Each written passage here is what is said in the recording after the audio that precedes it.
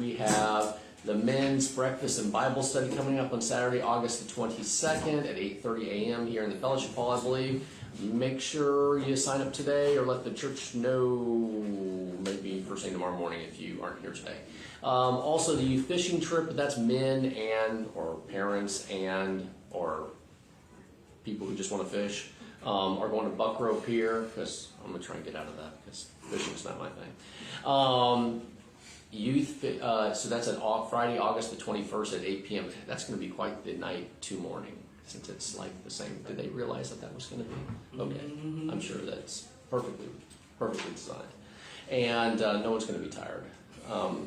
And the golf tournament, also on September the 19th, Operation Christmas Child. Get your shoe boxes in. I know I need to do that. And anyways, let's start off in Ruth, if we can. And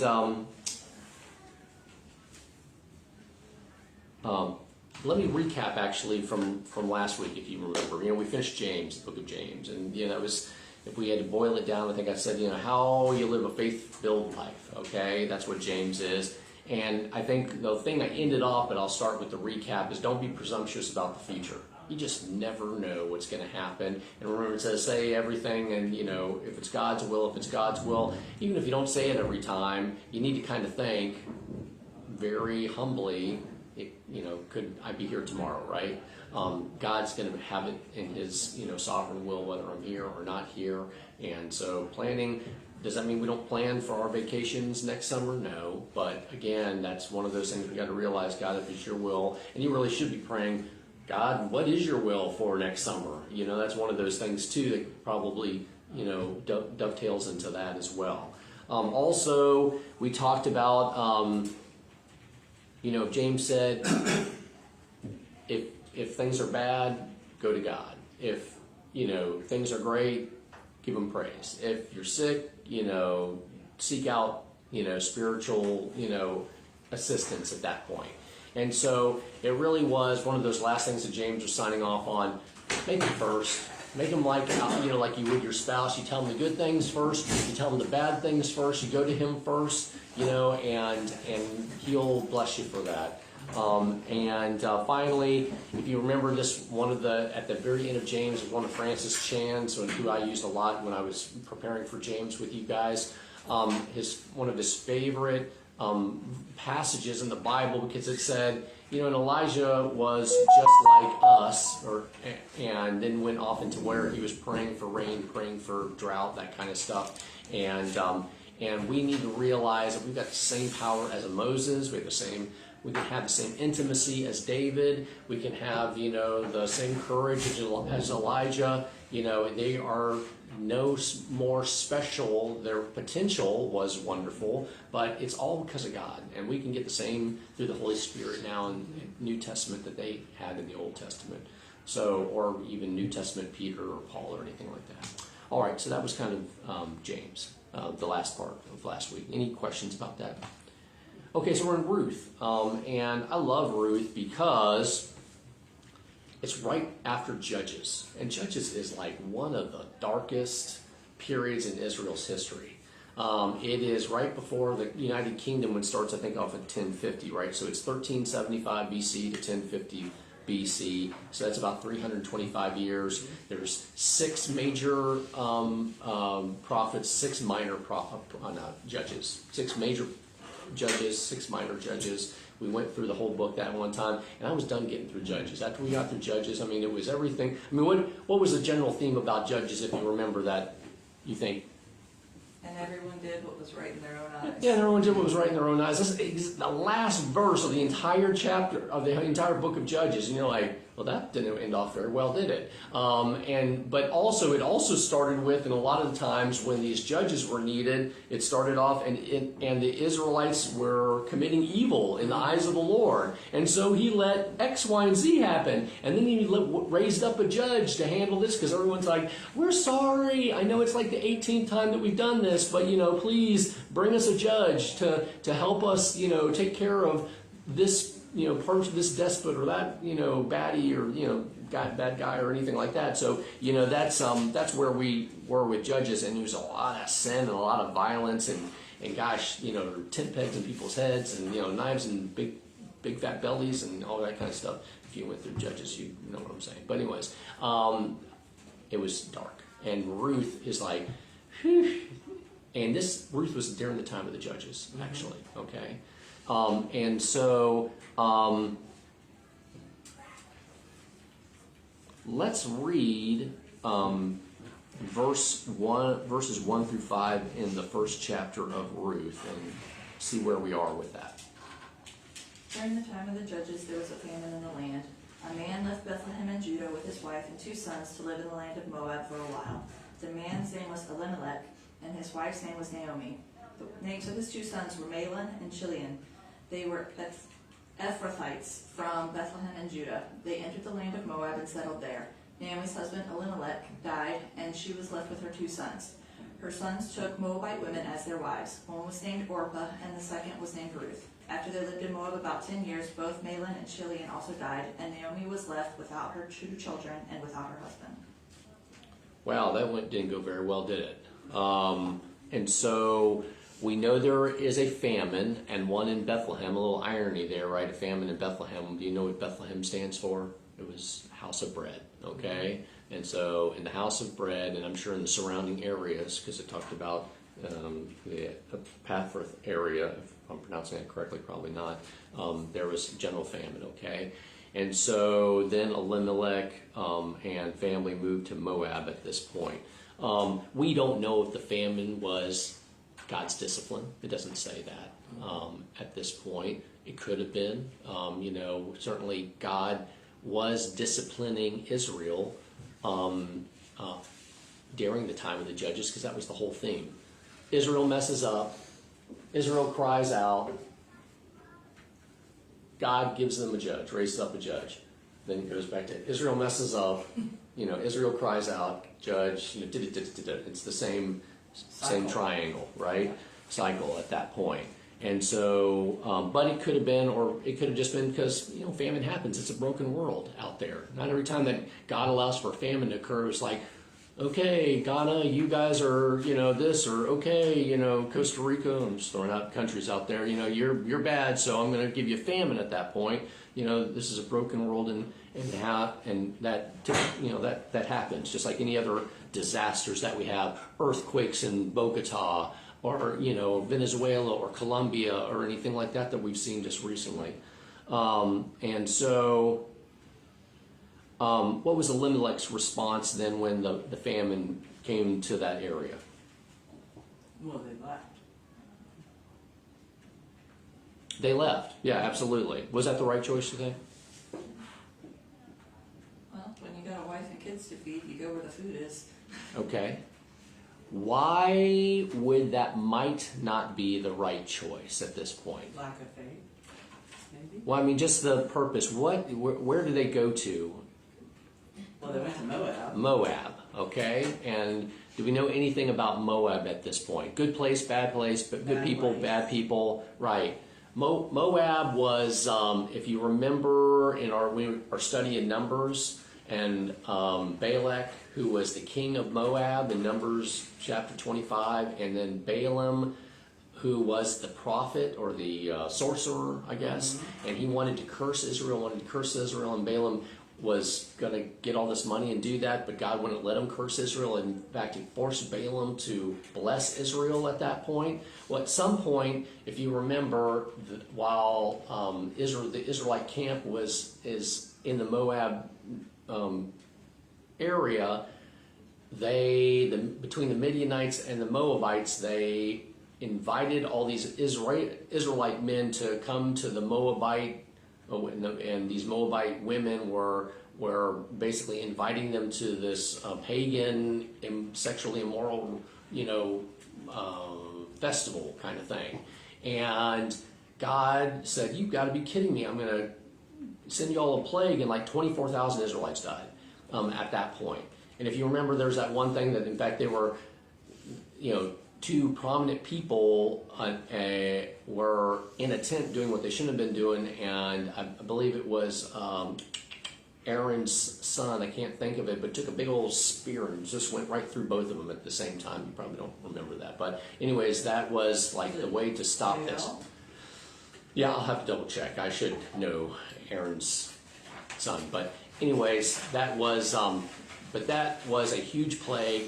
And at that point, the Moabites, and in fact, one of the major judges in the book of Judges was Ehud. And if you remember, Israel sinned against God.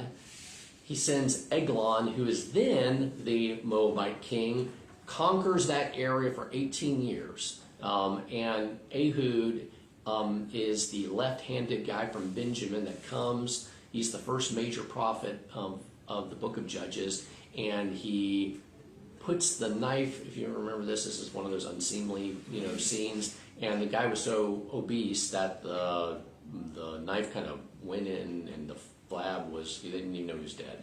In fact, if you remember, they were like, oh, should we go in there? Because it was just him and Ehud. Ehud makes out like off the back porch or something like that. And they were thinking, well, we're not going to do anything. And they thought he might be in the bathroom or something like that. It was just, anyways, it was this really, you want to read it, you can read it. It's in the chapter 3 or something of Judges. But anyways, it was not it was one of those unpleasant stories that I was like, oh, I'm glad we're done with Judges. And so so they killed the king at that point, but Moab had conquered parts of Israel at that point, and so they were no friends. In fact, I will read this in Deuteronomy 23. Let's see, where 3 through 6. It says, no, this is God's exclusion, from the Israelite assembly. No Ammonite or Moabite or any of his ascendants may enter the assembly of the Lord, even down to the 10th generation. For they did not come to meet you with bread and water on your way when you came out of Egypt, and they hired Balaam, son of Beor, from Pethor and Aram Naharam, to pronounce a curse on you. However, the Lord your God would not let Balaam be turned the curse into a blessing for you, because the Lord your God loves you. Do not seek a treaty of friendship with them as long as you live. Okay, that's pretty straightforward, right? These are not good. If you remember, Moab was one of the two, and Edom, I believe, was the other one. No, Moab and Ammon. That's why he's using both of these, Moabites and Ammonites, were the two tribes that came from the incestual relationships with Lot and his daughters, if you remember that. So that's where that comes from. Okay, so not great. So now go back to, was Elimelech, do you think he was, God, after giving them the promised land, would have agreed with Elimelech, saying, no food here, I'm going to take my family, I'm going to go live among all these people that God says are no good and they shouldn't be in our assembly, and make a living there? Oh, absolutely not. I wouldn't think so. It was a lot of, walking by sight, right? Not a lot of walking by faith at this point. No one else, it doesn't say anyone else moved. It wasn't like this great, migration to Moab or anything. Like, it was just Elimelech, his two sons, and Naomi at that point. And so then, because they're walking by sight and not walking by faith, in essence, Naomi and Elimelech traded one famine for 3 funerals at that point. And, and she had less than what she did when she was leaving Bethlehem with Elimelech to go to Moab at that point. How long does it, if you get a feel for how long were Elimelech, if you can look in the verses, first verses, how long were Elimelech and the family going to live in Moab, do you think? What does it say in your? It's for a while. For a while. How do you glean that? I mean, when you think of for a while, does that seem long term, short term? What do you think? The famine. What's that? To wait out the famine. At least wait out the famine, right? How long did they actually stay? 10 years.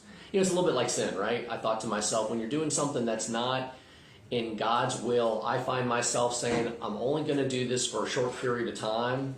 I mean, has anyone ever been there? And then it turns out that it's one of those 10-year things. and you go down a road and you think I'm going to solve this on my own, strength, even though God's clearly said I shouldn't be doing this, and it turns into like a 10-year thing. And I think that's kind of where we are at this point. I don't think they're planning to be there for 10 years. But I guess things were good enough, and so they felt they were doing what was right in their own eyes, as the book of Judges sounds like.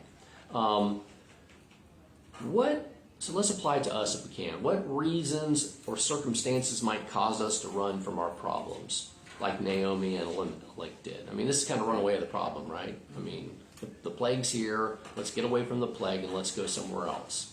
So what reasons or circumstances do you think might cause us to run from our problems and do the wrong thing, I think is what I'm saying. In today's world, it's just enough to make you uncomfortable. It'll make you turn around and be like, well, no. Even if it's something that God is saying, hey, I want you to go do this. Well, I'm not really comfortable with that, so I'm going to turn around and just walk away. Just inconvenience, right? That's one thing, right? Any other reasons why we might run away from a problem that God has presented to us or placed us in? I think sometimes money problems make people act that way. Sure. That's a great example. Like, I mean, I can cut corners here, which I know I should be spending my money on, and put it here just for a while, just like Naomi and Elimelech, and then I'll come right back to it, and then 10 years later we're like, you've been doing it for 10 years, and you're like, I was not planning to put my money in this spot of my life as opposed to what God wanted me to put it to. And that's an easy one. Or you cut corners. I mean, like, I'll just, report this, or I'll just, do this. And you make these, like, this is only going to happen once, and then I'm going to get right back to where I need to be. And you just, rationalize. And so money's a great example of that. Any other circumstances that might cause us to do that, to run away from what God wants us to do? Well, this is what Wiersbe says. When trouble comes to our lives, there are 3 different ways to respond. And he had to pick words that started with E, okay? So we'll go with that. Endure, okay, which means I'm going to go through this, and but I'm going to be so wrapped up in the burden and bad situation that it's going to basically control me. I'm just going to consume my thoughts and consume what I do. That's my enduring. Not so great. That tends to make people bitter, okay? Because they've just been through a bad spot. Whatever your life situation, you've seen people that have been in bad situations, they just become bitter. There's no joy in their lives or anything like that, or happiness. The second thing is escape, which is what Elimelech and Naomi did, right? They like, it's not good here. Let's take off. We can leave the situation even though we know we should be staying in the promised land that God gave us. And the other one is enlist, which I think it's like you double down and invest in what God is getting you to do, even though it's not easy. Even though this money situation is not easy, or this job situation is not easy, or this family situation is not easy, or, and then you are in essence, using it for God's purposes, because God has always, His will is sovereign, right? He's placed you there for some reason. We just got to find out what it was.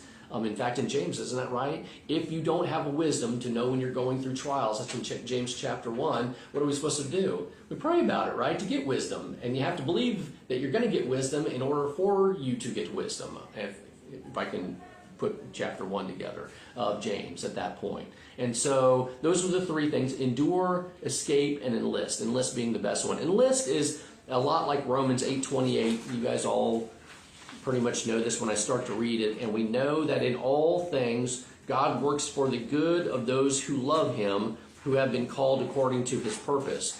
Now that's interesting because, it says, let me read it again, and you're like, what about the good part? And we know that in all things God works for the good of those who love Him and who have been called according to His purpose. If you were misinterpreting this scripture, you would say, if I have faith in God, he's going to turn all bad things into good things, right? Does for Christians, does he turn all bad things into good things? For all Christians, does he heal every malady that we have as believers? Or does he heal every family situation that's gone south when we are even faithful and praying about it? Does every bad thing turn into good at this point? I guess the great question is, well, then you have to say, well, what is the good that he's talking about in Romans 8:28? And we know that in all things, God works for the good of those who love him, who have been called according to his purpose. And because it doesn't, this one, a lot of people are like, this doesn't feel good, and I'm one of God's children at this point. And the answer to the good is that which conforms us to the likeness of God. I like that the best when I was looking this up. So let's see if we can replace the verbs. And we know that in all things God works for that which conforms us to the likeness of God, to those who love him and who have been called according to his purpose. Does that make sense at that point? Remember James, we talked about this, Francis Chan talked about that silversmith, all that heat, and you scrape away all the impurities. Thank you. So I was like, what was that word again? I was looking at impurities, and then you should be able to have a perfect reflection of that silver, in the pot, which is the reflect. We're supposed to be reflecting Jesus, right? At that point, and so he puts us in situations, and the good is not necessarily the bad situation that we've been put in. He may keep us there, okay? But he will also, the good is that we, again, we conform, the good is that which conforms us to the likeness of God. And that makes more sense of Romans 8:28, okay? So, no, God's not going to take everything bad that happens to us. We still may struggle financially. We still may have tough family situations. But it's there for a reason. And we pray for wisdom when we don't know what that reason is, and hopefully he'll give it to us if we believe he's going to give it to us. And so that's where we are. Any questions about the enlisting part? No, but I do think it's also important to remember sometimes we put ourselves in those situations, and that God Sure. stands back and lets us kind of be the victim of our own consequence Sure. for the same end result Sure. of what we just spoke about with enlisting. Because we got confronted not too long ago with someone saying, well, why does God do bad things? Right. God doesn't do bad things. Right. Evil exists, but not by his hand. Right. And yes, he lets us go through it because sometimes he knows where our heart is. Right. And that test or that occurrence of whatever is what will be the way to bring the impurities to the system or the surface so that it could be Yeah. brushed off and the polish be Right. there. Right. And it's just weird how some people will read that and they think that, God is orchestrating this good and this bad, but Right. they take the accountability part out, that sometimes I'm in a situation Right. because I put myself in the situation. So you are super hitting it out of the ballpark, because we're going to talk about Naomi in a second, and I'm thinking if you just think about Naomi and what she's saying in the rest of this chapter when we finish it, it's going to be almost spot on to that, right? Because some people take it in the right way. I'm going to go the Romans 8:28 route and see why, and the James chapter 1 route, and some people are going to do this Naomi, what we're going to talk about, what she actually said here in chapter 1. That's excellent. So I would say this is really interesting because, at first blush, Aaron makes a whole lot of sense in that you got to go where the food is. Now, when we think it out, we're like, maybe not so much. There's, that's like, well, I've got to, let me read this about what Wiersbe says. A husband and father, or mother and, wife, certainly want to provide for his wife and family, husband and family, but he must not do it at the expense of losing the blessing of God, okay? And then it says one of the devil's pet lies is you have to live. And so, yes, one of my favorite stories is Don. Don had a great, super well-paying gig at the Surrey Power Plant, if I'm not mistaken. But it called for him to spend all kinds of crazy hours, not with his family at that point. And while the money was good, and that brings, I guess, some worldly benefit, he realized that the cost-benefit analysis was, I'm going to, first of all, kill myself. I mean, I'm saying this, euphemistically. Kill myself doing all these crazy shifts at that point. I'm going to make a lot of money, but my family's going to be without me for that period of time. And so he took a job that was paying much less than that and decided to go with that. And I think that's a perfect example of, you can still support your family, and you can still be in a place where you can be blessed, okay? And sometimes you can't have both. And the great question is, do you walk by sight and not by faith, or do you walk by faith and not by sight at this point? And I'm not saying that every Christian has to take, a lower paying job or anything. That's not the point. It was just the situation that Don was in. Sometimes we have to make decisions to say, what's more important? Me being there for my family, which God calls me as my highest calling as a father and husband, or me making a lot of money and saying, well, I bring home the bacon, and that's where we are, and so, even my relationship with my wife or daughter or son will suffer, but at least the money's there. So hopefully you get that. I just thought that was really interesting, because you're right. That's kind of what Elimelech and Naomi do. Yep, it's not the right thing, but the food is going to be much better in Moab than it's going to be in Bethlehem at this point. And so we have to be careful that when we make decisions, we have to, to be blessed, we have to be in a place where we can be blessed. If we're not in God's will, why are you asking why am I not being blessed at that point? And so, any thoughts about that? I'll take you back to the serving two masters. Right.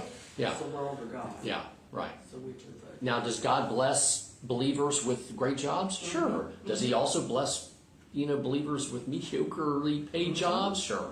I mean, and some not so well paid jobs. I mean, but that's again, you can't have two masters, and it's not the money; it's the love of money, of course. Right. And we all know that. And so that's we have to make those decisions and that's when the rubber meets the road. For Elimelech and and Naomi, they failed. For Don and Debbie, they did well, and so hope you don't mind me bringing that to them. But anyways, that was my good, to give you good examples too, right? All right, so anything else? Let's go to verse 6 through 18 if you could, and see where we go from there, because things are not looking so great. She and her daughters-in-law prepared to leave the land of Moab because she had heard in Moab that the Lord had paid attention to his people's need by providing them food. She left the place where she had been living, accompanied by her two daughters-in-law, and traveled along the road leading back to the land of Judah. She said to each of them, "Each of you go back to your mother's home. May the Lord show faithful love to you as you have shown to the dead and to me. May the Lord enable each of you to find security in the house of your new husband."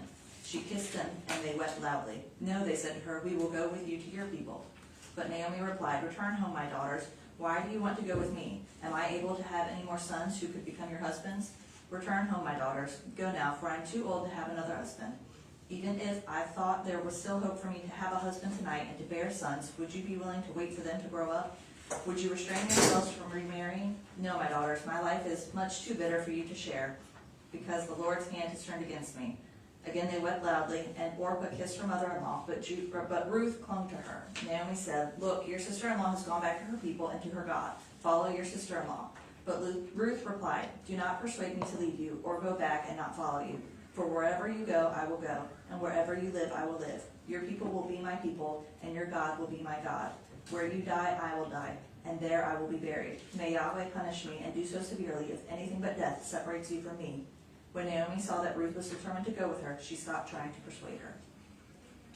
I do like that little bit at the end. It was almost like I've just resigned to the fact, like, okay, I'm giving it. It's not like, it's not like Naomi was like, wow, that's really impressive. And, that's just like, okay, I'll just give it, after this, one of the greatest confessions of faith in the Bible, and it's like, and she gave in, because she knew she wasn't going to change, or Ruth's mind at that point. I'm like, Ruth, and then, everyone's like, Ruth and Naomi. I'm like, not really Ruth and Naomi, really Ruth, not so much Naomi.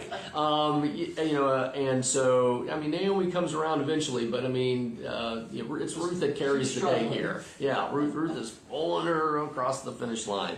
And so, how did Naomi react to her problems here in 6 through 18? Was this the right thing to do, to say to Orpah and to Ruth, go on and I'm gonna ask God to bless you and go and start a new family because I'm the dead end here. was me. Yeah. Traditionally speaking, within their culturally speaking, The levirate, the levirate tradition. People find another husband so Well, they can continue a family. Yeah, well, again, it was one of these logical, I'm gonna, famine's here, gonna go away from the famine even though I'm leaving the promised land. Levirate tradition, to keep the line intact in a family, I'm gonna have to have more boys and you have to wait, 18 years and then, that kind of stuff, So I'm just thinking, not on faith, that God's sovereign and can do anything, and doing by sight, you would say, oh, that kind of makes sense, but can we just at least boil this down? What's in Moab that's spiritually redeeming at this point? Anything? No. I mean, basically she's saying, I want you to go back in the sinful place that worships Chemosh, which is a god that allows for sexual immorality, allows for child sacrifice, and just the worst of the worst. At this point, I'm going to go, you marry a guy that's cool with that. As opposed to, I want you to come with me because I know Yahweh is the only God, and at least you'll be exposed to my people at this point. Did she totally botch it up at that point? I'm just like, Naomi, are you serious? I get what you're saying, but okay, family's great and everything, but let's talk about eternity kind of things at this point. And so she was like, go on, it'll be much better in a sinful land, where you'll go right back to child sacrifice and sexual immorality and all that kind of stuff. And you're thinking, yeah, maybe not so much. So, that's what she's basically saying to that. And I thought to myself, Orpah, that's such a sad point at this point, because Orpah was willing, maybe not as willing as Ruth, but was at least willing to follow the tradition and go with Naomi to her land at this point, but Naomi's unfaithfulness sent her back to that, and we never hear from Orpah again in the rest of the Bible. And I thought to myself, gosh, that's a lot like us, right? How many opportunities do Christians in their sinfulness, in my seasons and Jim's seasons of sinfulness, how many missed spiritual opportunities did I have that have eternal consequence at this point? That just break my heart. And so, that's an Orpah moment, okay? And that may be the deaths of Mahlon and Chilion and Elimelech are sad, but to me that's the saddest moment of Ruth at that point, is when Orpah has to leave because she's gone at that point. And so, anyways, my point, of course, is don't have those Naomi moments that are unfaithfulness, or basically, when you have, let's take a child thing. You are going to have a window of opportunity to influence your children to either follow God and Jesus Christ, or you're going to fall flat on your face. And I've seen my family members on different sides just fall flat on their face in the times where they should be, bringing their kids and talking about Jesus and having a church family and that kind of stuff. And the windows may be lost at some point because they're, teenagers at this point. And we can't have those Orpah moments. They're eternal at that point, and they're heartbreaking. Any thoughts about that? I just thought it was sad too how little faith she had, that even if she felt God had turned a hand against her, Right. that she just assumed he would not do anything good for the two daughters that were willing to come and still be in service to her Right. as daughters. That she didn't even have enough faith in her own God to know that he would take care of them, even if he didn't take care of her. Well, you know, and I guess that's what happens when you're so wrapped up in your own bad things. Isn't that what happens? And that happens to all of us, right? When we're in the middle of the trial, it's always, in the trial and tribulation, it's all, I'm not looking at anyone else, I'm only looking at myself, and woe is me, and I'm not saying things aren't bad, I'm not trying to make it flippant, but when, just like Naomi, all she cared about was like, it's all about me, I'm the bad person, you're going to be in bad spots too at this point. It's not that I serve, the Yahweh, the creator of the universe, and this can't happen, but it's me just totally looking in on myself and all my bad parts, and the bad things that have happened to me. Right. Understandable, not excusable, right? Right. Any other thoughts about that? So what was Ruth's response to the same trials? She lost her husband, right? She lost her father-in-law, she lost her brother-in-law, and now, maybe even more so, her place to go back to is not home. She's going to a totally foreign land she's never been to at this point. And so she had her trials too. What was Ruth's response? Oh, I love hers. Yeah. Your people will be my people, Yeah. your God will be my God. Yeah, right. And she swears by God. May he deal with me ever so severely if I don't stay with you. Depart from you. Yeah, absolutely. And so she already had a relationship with God at that point. That's just a beautiful thing. Why do you think Ruth was so determined to go with Naomi? Well, what we did for her back in Moab. We were talking about where the worship of false idols and, Right. and all of that would lead. And as a young woman, as a young widow, the first picks of the husbands aren't going to be yours. Right. So, and that's a longer life to live as a widow and having to provide for yourself versus Naomi's, who was closer to the end of her life, Yeah. going back to her community where they would look after the widows. Yeah. And I'm not even sure, you're right, there's a logical, this versus that, but I think ultimately, Change of heart would make you have a hard time. yeah, when going you back to see, that. when you're worshiping God for a period of time and you knew what you just gave up to, a lot of folks, I guess some people do go back and they backslide, but then some people are like, I don't want that. That's the last thing, I know what that's all about. I know what that religion and that false god's all about, and there's nothing more, I don't want anything to do with that.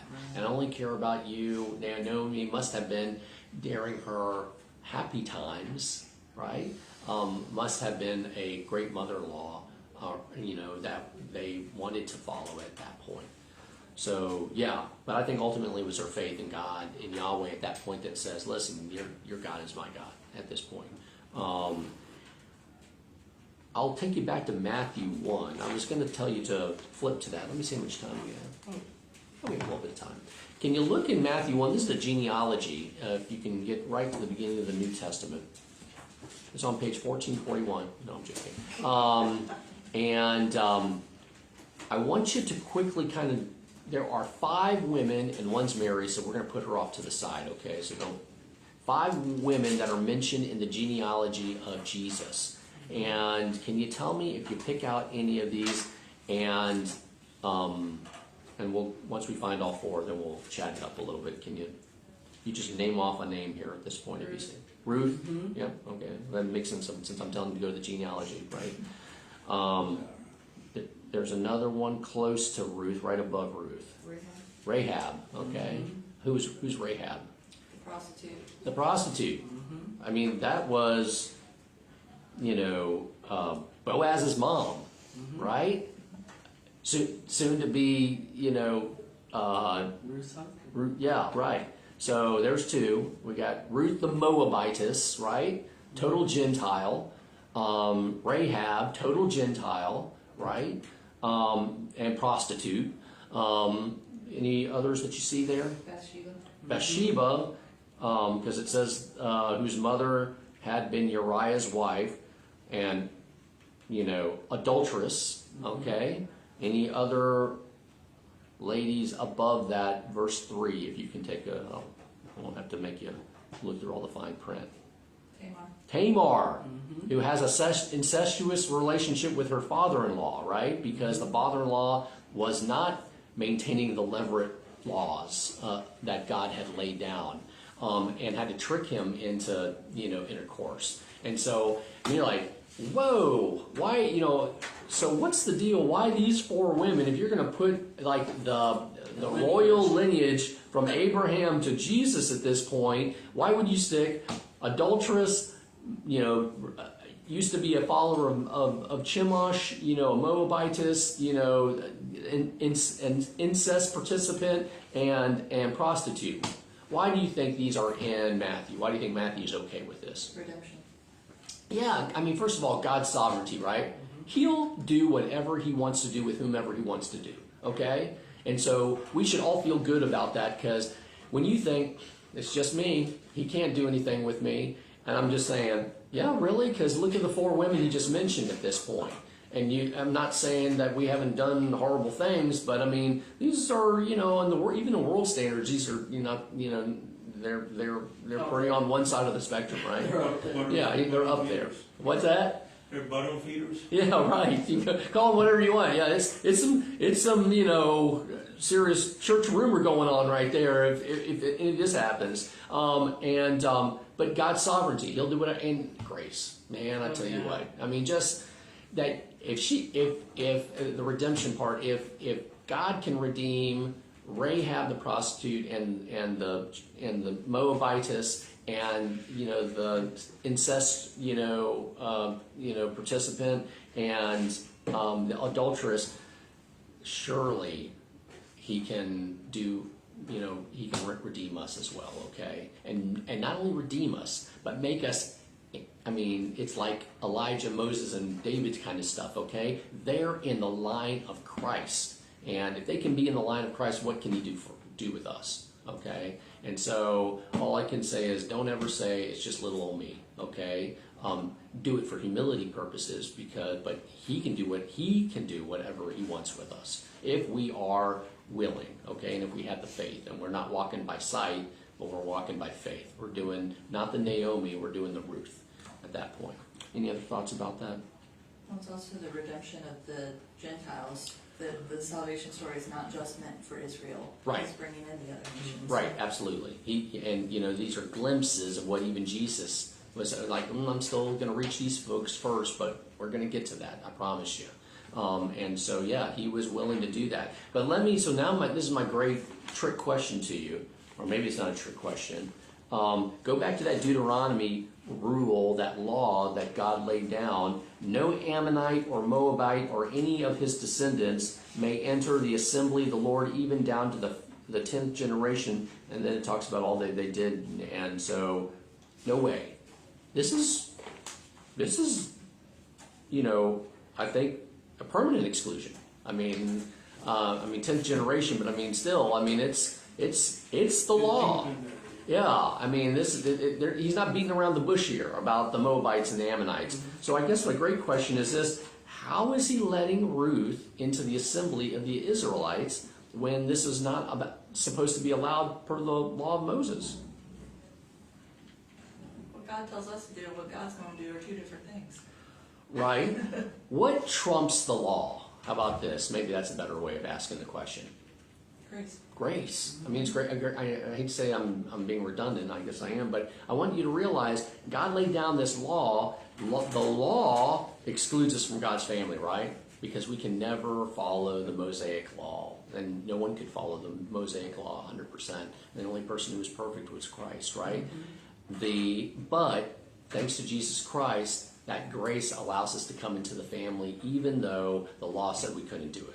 And even though Deuteronomy 23, 3-6 said no way to Ruth, grace always trumps the law. Grace always trumps the law. I mean, every time someone accepts Jesus Christ into their heart, grace trumped the law, okay? And so I think that's one of the most wonderful answers to that, seemingly impossible question. Any other thoughts about that? All right, so let's finish up chapter 1. Someone could read 19 through 22. The 2 of them traveled until they came to Bethlehem. When entered Bethlehem, the whole town was excited about their arrival, and the local women exclaimed, "Can this be Naomi?" "Don't call me Naomi, call me Mara," she answered, "for the Almighty has made me very bitter. I went away full, but the Lord has brought me back empty. Why do you call me Naomi, since the Lord has pronounced judgment on me, and the Almighty has afflicted me?" So Naomi came back from the land of Moab with her daughter-in-law Ruth the Moabitess. They arrived in Bethlehem at the beginning of the barley harvest. So people were excited, right? And the whole town was stirred because of them, and the women exclaimed, "Can this be Naomi?" Why do you think they asked that question, "Can this be Naomi?" They didn't expect to see her again. Well, it's been 10 years. What do you think what can you glean from that if they're like, "Can this be Naomi?" I don't think the years have been kind to her. I'll be honest with you. I think this is just Jim talking. But when you're asking, "Can this be Naomi?" it has to be one of two things, or maybe both. Recognize her one. One, they don't recognize her because the 10 years have been tough. She's lost her husband and she's lost her, 10 years. And depending on, I've seen 10 years. When I was going from 20 to 30, it didn't change that much. But when I'm going like to 40 to 50, it's like, "Can this be Jim?" And so that's where that is. But I think also Naomi's name Naomi meant pleasant, okay? And I think that her disposition probably, it's either her appearance or her disposition, or maybe both, okay? I'm like, "Can this be Naomi? This gal looks like she is just sucking on a lemon and, is not the Naomi and Elimelech, the people that were cheerful and loving and pleasant," which was Naomi's name. Usually in that time, have a name that would represent you, right? And so you have to think that if her name was pleasant, she probably was, hopefully doing a pretty good job and living up to that. But for whatever reason, it was almost like, "Is this Naomi?" And we don't know what the reason is. It could be both, okay? But that's Jim talking more than anything at this point. But so let's go back to where Wiersbe was. It was either the endure, the escape, or the enlist. Well, she did the escape tour, but now it's more enduring at this point. Mm-hmm. This is the person, this is the Christian that has come into hard times and then basically gives up and says, "This is just, I've become bitter," or, maybe a non-believer at that point can do that. Life has been tough, and I'm not interested in God. I'm not interested in, Christianity. I'm not interested in all this grace and hope because I've seen too much in my life. I've been raised with, abusive parents, or, I've been poor all my life, or, I've got this going on with my health or this, and I'm just not interested in, all this feel-good kind of stuff. And so I think now this escape is turning into this enduring thing. When you run, what do you do with a problem? And she has tried to escape when she went from Bethlehem to Moab, but coming back, it was more just an enduring. There's nothing left for me in Moab, so I am going to go back to my people, but now I'm Mara. I'm just bitter at this point. And which is unfortunate, because then you have the women saying, "Is this the same person that left 10 years ago?" At this point. And then I asked my children this on the way here. Most of the time, lack of joy or even unhappiness, but really lack of joy for believers, since we've got believers in this room, I think comes from a lack of thankfulness, right? When we are focusing, like we said, on us, like Naomi focused on herself, Orpah and Ruth, this is the wrong branch to be hanging on at this point. Me, because what was me is what was me. But if you are not grateful for anything, you're not going to be able to enlist through this trial time period. And so I asked my family, I said, what could Naomi still have been grateful for at this point? Even after losing her husband, even after losing both of her sons and the whole Leverett thing, which is, it all went through the mails, and that just, it was really unfortunate. But I mean, could she is bitter, that's what she says, so I'll take her at her word, but why could she have been thankful for anything at this point?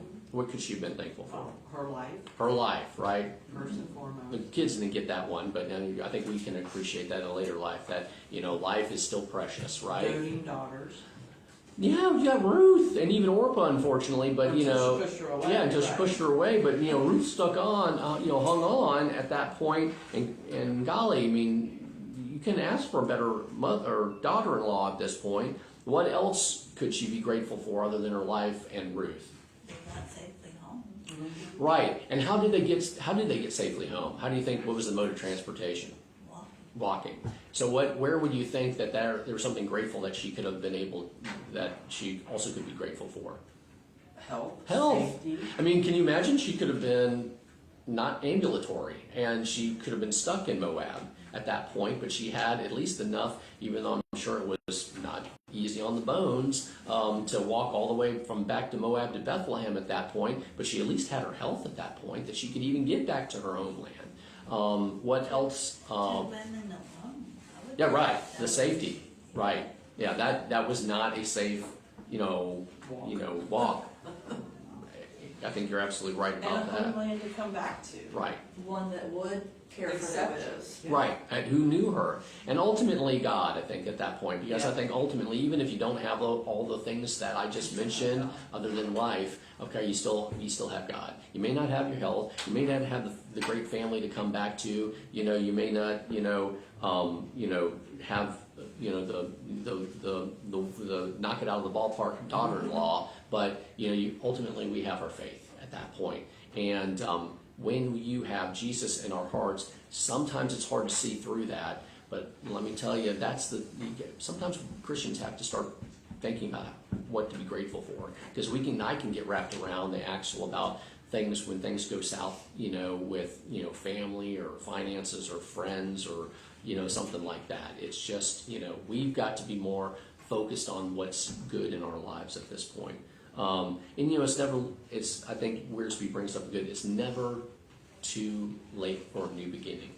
If we have missed the ball, which I have in my past, if we've missed the ball on walking by faith missed the ball on walking by faith and not by sight, and we've been walking by sight and not by faith, God allows us to be redeemed. He is going to, in essence, bless Naomi through Ruth, as we ultimately will know that. And even though she's bitter at this point and wants to be called Mara, and okay, that's your thing, I guess. But at this point, she can have this new beginning. Ruth is definitely going to have a new beginning, right? And Ruth and Naomi will be, because she talks about at the very end, it'll be, she kind of starts to see, her situation change. But again, it's ultimately what our focus on. We are going to come through bad times. We might have been through bad times before. We may be in bad times now. Some of us, we will have future bad times. I'm going to just throw out a guess that's probably going to happen. And do we focus on ourselves like Naomi do, or do we focus on God like Ruth did? And so that is the scoop, I think, for chapter 1. Any thoughts about that or questions? All right, let's go to the Lord in prayer. Heavenly Father, I just want to thank you for this day. Thank you for examples in the Bible like Ruth, Lord. Thank you that you are a God of second chances. And Lord, even if we've failed to walk by faith fully and have been too distracted with what the world has given us, that you are there, and we just need to, one, confess that we did not make the right choices. Like Naomi probably should have confessed as she left Moab that she and Elimelech didn't make the right choices, and then to focus on you. And that's where we can be in a place of blessing, so that you can bless us. And we ask these things in Jesus' precious name. Amen.